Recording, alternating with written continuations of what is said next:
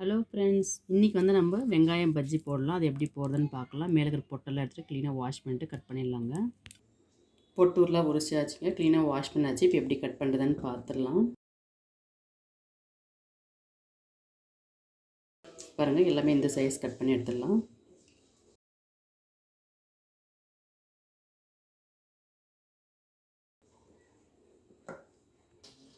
வெங்காயம் எல்லாம் கட் பண்ணி ஆச்சுங்க. இப்போ நம்ம மாவு எப்படி பிசையலான்னு பார்த்துடலாம்.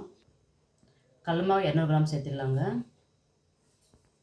அரிசி மாவு 50 கிராம் சேர்த்துடலாங்க.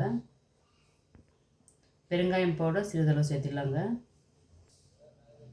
சில்லி பவுடர் 1/4 ஸ்பூன் சேர்த்துடலாங்க. உப்பு 1/4 ஸ்பூன் சேர்த்துடலாங்க. இப்போ கொஞ்சோண்டு தண்ணி சேர்த்துலாங்க. இப்போ எல்லாமே நல்லா மிக்ஸ் பண்ணிக்கலாங்க. பாருங்கள், க்ளீனாக எல்லாம் மிக்ஸ் பண்ணி ஆச்சு. கட்டி எதுவுமே இல்லை. பாருங்கள், இந்த அளவுக்கு தாங்க மிக்ஸ் பண்ணணும். பாருங்கள், இந்த அளவுக்கு நல்லா மிக்சிங் பண்ணி ஆச்சு. மாவு வந்துட்டு ரெடி பண்ணி ஆச்சு.